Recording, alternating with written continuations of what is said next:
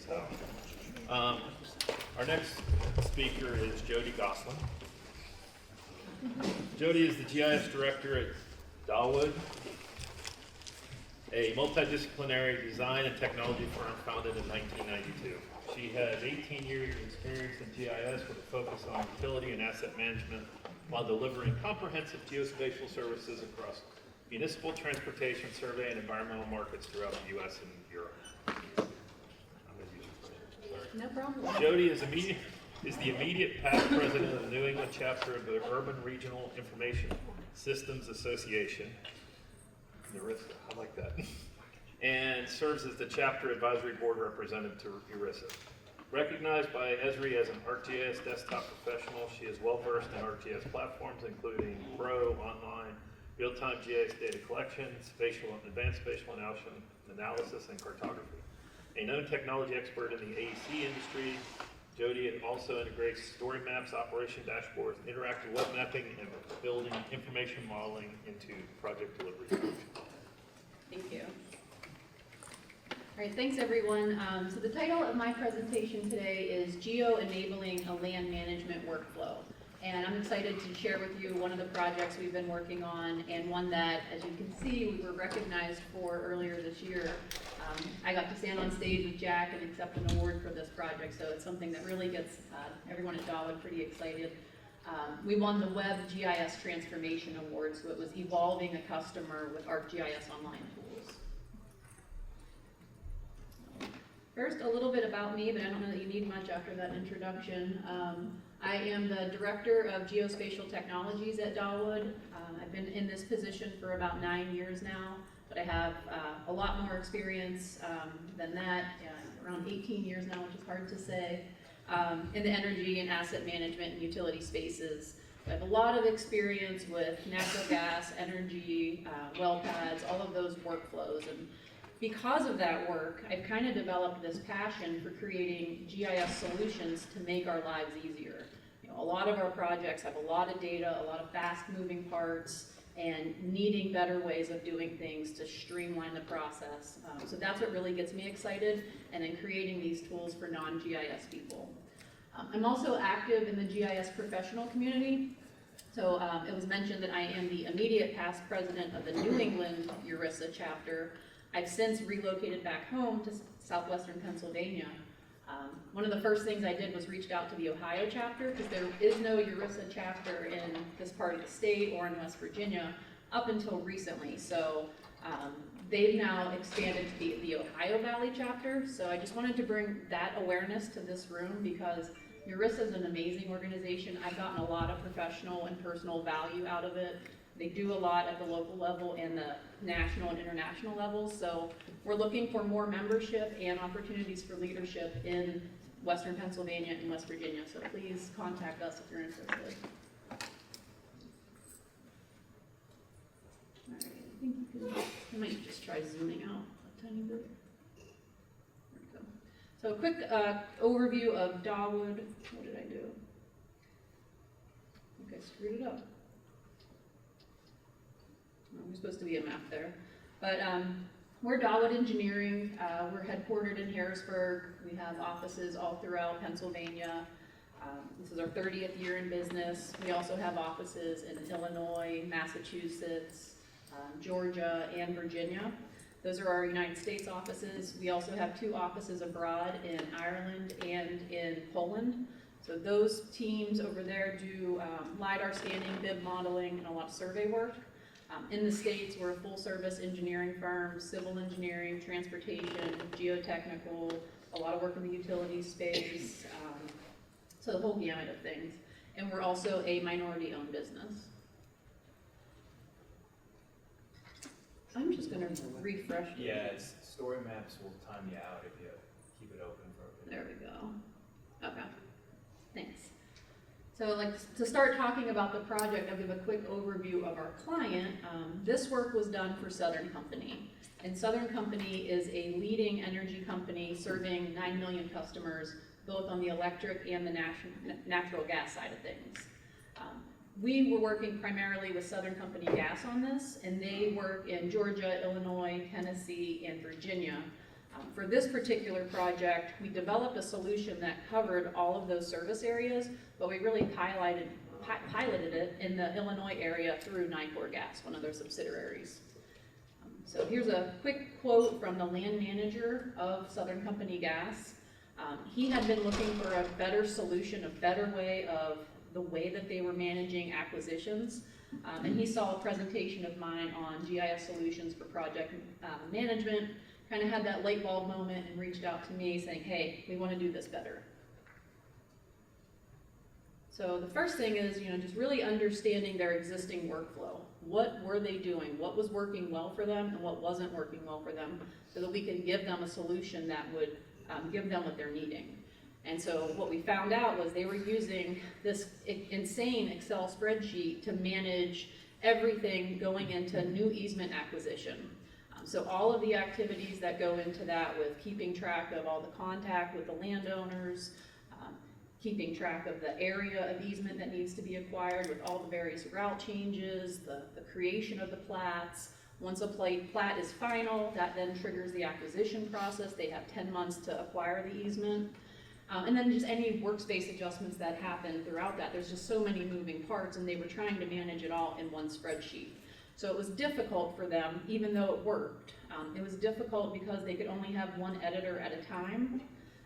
They weren't able to truly get any metrics out of this because people were doing things differently, entering information into the spreadsheet a little bit differently than someone else.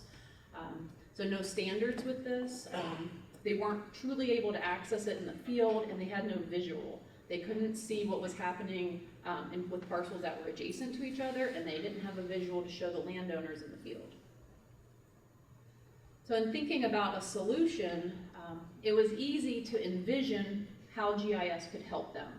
It was easy to envision what an interactive map and a dashboard and a form like Survey 123 could do to help solve their problems. So maps could provide visuals showing color coding of the various statuses, where they were with plats, where they were with survey permission. Survey 123 could be used to update the data in the office or in the field, and then the dashboards could summarize all of the information for them. What was challenging for me in thinking of the solution is I was very aware that we were dealing with non-GIS people. These were land managers who have been doing things their way. They like doing it their way for years. So to Seth's point earlier, wherever Seth is, getting buy-in was so critical. We knew that as we went into this project and creating a proposal, we were coming up with a solution that made a lot of sense to me, but I needed a way to get buy-in from the people who were going to be using it for it to truly be a success. So one way I like to kind of break it down for people who are non-GIS savvy is to talk about a phone book. I like using this example because from my own personal experiences, when I was a kid, we had a phone book on the kitchen table. Flat database, loved looking at it, found trends in it. I could see all the people with my last name. I could see all the businesses, but I was limited. I didn't know where all those people lived. I didn't know where those businesses were, like in relation to me, and I was confined by my area code. Over time, this data or these phone books don't really exist, but the data exists. And if you ever really think why or where is it, a non-GIS person probably doesn't. But they do know they can go to their phone, go to the web, and just ask those same location-based questions. Nearest pizza place, nearest coffee shop. So this technology in our personal lives has been geo-enabled. And it's not only enabled to the point where we can access it, but we can collaborate. We can go to that business and see what other people think of it. We can see their photos, see their ratings, their reviews. So that's kind of the expectation that we have in our personal lives. Let's do the same thing in our business lives. So that's the first step I usually take with clients, just to really get them to start thinking, oh yeah, I do have this phone that I'm addicted to. I need to have the same type of access to information in my workplace. So going on to the development process. So like I said, it was easy to envision what a solution could be, but needing to come up with a proposal was, an accurate proposal that took into account the scope, the schedule, and the budget was going to be crucial. The first thing we decided is just where to host the solution, and both Southern Company Gas and Dawood have our own GIS infrastructure, but it made sense and was an easy decision to host this on Esri's AEC project portal. So this is a totally independent ArcGIS Online site. It wasn't something that Southern Company needed to be aware of from a security perspective because their asset data stayed on their system, and it gave me, as the developer, more administrative control over the site. In addition to that, it's Esri, it's compatible with both of our worlds, so both teams could access the data at any time, and then knowing in the long run, Southern could take it over when they were ready to, so that they had access to the data, understood how it was configured, and can take over the applications. But in thinking about this process, we've done so many dashboards and so many solutions, but this was one of the biggest ones that we were asked to do. And I was looking for, how does someone go about doing this? Because we're not software developers. We don't have an end product that we're showing them. We needed to develop it with them. And I couldn't really find a lot on what steps you should take to do this. I did reference Esri's ArcGIS system best practices manual, and there's a section in there on application implementation strategies. So I knew the most cost-effective and least amount of effort was going to be starting commercial off-the-shelf configure first. Let's take the applications that Esri's already provided us, and I think we're pretty slick with how we can configure them, and let's just start there. But what about the development process? Is there a testing process we should go through? How do we document this? None of that was really readily available. So we ended up creating our own development process, which I thought was very useful to share with everyone here, because this is something that I hadn't heard any GIS professionals talk about before. So we came up with 8 steps that we took and put into our proposal. So the first step in creating the solution was hosting a design meeting. And this was a meeting with all of the stakeholders. This was the land manager, all of the land agents, the engineering firm who would be looking at the data and providing data, just project managers in general, a big team of people. Again, we wanted their buy-in. And what we did in this meeting was just picked apart that spreadsheet. Show me what every column means. Why are you doing it this way? What do you like about it? What do you don't like about it? What do you wish it could do? So there was a lot of good conversations and a lot of information coming out of that meeting. The other thing in that meeting was for me to express to the team how the development process was going to work, because I needed feedback, and I needed feedback at certain times. If they gave me feedback near the end, well, that could really affect the scope and schedule if it was a major overhaul to the system. So they needed to understand how I was going to be developing this. Second was the wireframe design. So this is where we started to develop the solution. We put together a very basic data schema and basic functionality. And we did this so that it was easily modifiable, and presented to the team, all of the stakeholders, again, this kind of skeleton of it, which I was a little concerned about, because again, wanting buy-in from people, if they're looking at something and it's not very pretty, not very flashy, are they going to be turned off right away, not interested in using it? But luckily, I think that phone book analogy really helped, and they were visionary about it, and they really liked being able to control some of that design. So with the feedback from the wireframe meeting, we designed it, then we reviewed it with them. Again, with all of the stakeholders, and then we just really encouraged feedback and changes, knowing that if they wanted to add a bunch of domains, or they wanted to reorder how the forms were working, this was the time to do it, because we hadn't really configured a whole lot yet. So really, wireframe, review, and then step number 4, we went into the beta development of the site. So we took all of the feedback that we had received thus far, and we started developing a working solution that would then be ready for testing. So this was the bulk of our development. Most of the time for this project and the proposal went into this beta design phase. After this, still engaging with all of the stakeholders, we set up what's called sandbox testing, and we gave ourselves a week for this. So we started off the week. We kicked off training, and we provided an overview of the site. It was a working site with some dummy data in it. We gave editing access to all of the stakeholders so that they could update stuff, delete stuff, just really try and use it to its full capacity so that they could give us good feedback. And they had the site for a week to do the sandbox testing, and we knew that we needed to budget some time to just be available. Lots of questions, lots of discussions, one-on-one with people. And at the end of the week, it concluded with another meeting where we received feedback. After that, we went into final design. So the site's probably 70–80% done at this point. We did make some modifications to the site or the solution based on the feedback and the sandbox testing. But anything that was a major change, that resulted in a discussion. It could have been something major that would have been out of scope, could have changed the whole process. Do we want to delay it to incorporate this? Do we want to add more budget hours to incorporate this, or do we want to wait till a later phase? So we made sure that we had the primary stakeholders make those decisions. Because at this point, we're expecting the land managers to change their workflow and use this new system, but someone above them needs to be responsible for those decisions.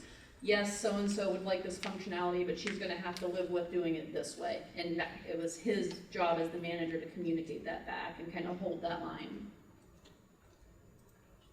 And then after final design, we met again with the primary stakeholders, got their blessing on the site, did a final review and kind of walkthrough of everything, and then went into training.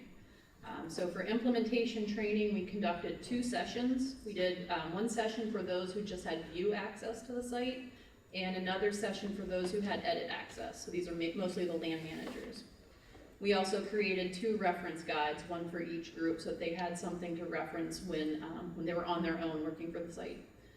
And then we knew we needed to budget in for the remainder of that project period some time to provide support to them. So with those 8 steps, we ended up with a very successful land management GIS portal, and it was launched in September of 2021. And I'm so proud of how it got implemented and how the land agents just really took to it and embraced it. So it's been very successful. There's been some modifications to it that really didn't come out in the 1 week of sandbox testing, but they were all minor. I think in general we captured what we wanted to capture going into this, and it's been a great success for the land team. So let me show you the portal instead of talking about it. So I have several screenshots here, and remember there's a lot of data that they're keeping track of. So this first page is a dashboard, and it's showing you a line list over here on the left. So something we're probably all familiar with. It's a line list. You can scroll through it, see all the properties along the pipeline. You can see that it's just real quick a track number and a name, but there's also several statuses that are kind of flashy. These are things that were important to the land agents to have really jump out at them. So we did some configuration so that would happen kind of automatically. There is a menu over here on the right that would come out and allow for some filtering if they wanted to drill down and do things like, show me all of the landowners that have denied survey permission, show me all the landowners that we can't get a hold of for acquisition. And there's also some filtering up here on the top. This was a 100-mile pipeline project with several phases to it, so you can filter by just the phase, filter by just the land agent. So if you're a land agent, you want to see all of your parcels, you can do that here. And you can see on the bottom here, there's several tabs with various maps. So the maps are just color-coded by the status. You can see with acquisition status, there's so many statuses. There's so many different nuances to this. And then we also have a map for route status. So if a parcel, like if there's a reroute and some parcels go offline, that's kind of all mapped on that. Survey permission, the status of all the plats, and then which landowner is covering which parcel, and then the type of easement that's being acquired. And then over here on the right, there's several tabs here that you can go through, and it's really just all of those columns in the spreadsheet. The owner information, the amount of money that they're negotiating, all the communications with the landowners, just a ton of information. So this dashboard is kind of meant to mimic the whole workflow of going line by line through the spreadsheet. This next tab is where the editors would go to make any changes to this. So everything was done with the smart Survey 123. Same type of interface over here on the left where there's a line list with a lot of filtering capabilities. And when you select a parcel from the list, the Survey 123 over here updates with the existing attributes. So here's where the land agent would go and add more information or change information, hit submit, and then the whole portal has access to that. So that type of connection, being able to live connect to the specific URL of each entry was a great feature for them. Similar is a communication log. These were related tables to all the parcels. Same type of functionality as the line list over here on the left. And then logging what type of communication had occurred with that landowner. Was there an on-site visit? Was there a phone call, a voicemail? Were there any attachments if they had a signed agreement or a sketch or something like that? All of that could be entered here and accessed here. And then a couple dashboards that summarize progress. This one is just quick metrics showing project notification letters that were sent, how many parcels for these projects. You can see here how many parcels need to be acquired compared to how many have gone offline, meaning that the route's no longer going in that direction. And then a quick snapshot of the plat status, survey permission status, and acquisition status. So just quick visuals showing progress. And then this dashboard did a little bit more. You can see the acquisition status here. These are all of those color codings from that first map. At the beginning of a project, everything would be white. It would all be in pre-negotiation. And you can see that since the pink and the green are kind of the bigger ones, that this project is almost finished. So most of the project or parcels have been acquired at this point. And plats. Plats is the driving force for this. Once a plat gets approved and doesn't have any revisions even after approval, that's when the land team's clock starts ticking. So just keeping a tally on where they were with plats was really important. And then on the bottom here, it's access roads, because it's one thing to acquire the easements, but then to acquire the easements for the access roads, that needed to be tracked a little bit separately. And then the last part of the portal is the data viewer. So it was still very important to the land agents, and this kind of goes back to getting their buy-in, that they still work in Excel. They still wanted to see a table view. They still wanted something that was familiar to them, and I don't blame them. So we set this up so that the attribute table was prominent. They could still see it in the format that they were comfortable with. They could even export it if they needed to do things like a mail merge if they're sending out letters. Lots of queries built into here. There's some custom queries for different land agents so that they can get specific details that they need to do their work. And then a nice function that we added kind of after the first phase of development is we gave access to the design engineering firm to have editing rights to a feature service that's overlaid on this map. So that design engineering firm, if there's a change to the pipeline route, to the milepost, the HDDs, any of the workspaces, they have 24 hours to update the feature service so that it's on this map and so that the land agents can show that in the field to the property owners. So next steps. So the project is out there, they're using it, they're loving the portal. We actually just got the PO this week to continue development of the site. So the first thing we're going to do is add additional phases to that 100-mile pipeline. They want to continue using it for that particular project. Next, we're going to add more functionality for the design engineering firm to provide even more information and possibly even use this going into construction. We're also going to be adding additional pipelines. So these will be separate portals that can all be accessed from one site. But we really want to start using it on different projects and make sure that it's a solution that works for all of Southern Company Gas. So we're adding one project in Illinois, and then we're going to add a project in Georgia this year as well, and that's so that the Atlanta Gas Light Company that Southern Company also manages can get experience using the same portal. And then from a GIS perspective, we are also going to be enhancing this with Experience Builder. I think Experience Builder offers a lot more functionality than what we're currently using. So things like, if they make a filter on one tab right now, it's not going to carry over. But with Experience Builder, that one filter will carry over to all of the different sections of the site. So we're also gonna have a map in here so that they can navigate to the different pipeline portals and a list view for navigation as well. So it's been really fun to see non-GIS people get really excited and geeked out about what GIS can do for them. So it's been a really, really fun project. And here's my contact information at the end if you have any questions or want to reach out to me. I guess I'll take questions now. Do they not have a land management system at all, or does this tie to like a Horn type program, or were they just using straight Excel? As far as I know, they were just using Excel, which is crazy because the company itself is really like advanced when it comes to technology. How long did the training take for the folks that you were bringing in that were using the spreadsheets and really had no geospatial knowledge?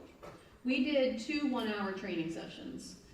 For someone who maybe wasn't comfortable, we would do a one-on-one afterwards. So we did field a lot of questions after that first session.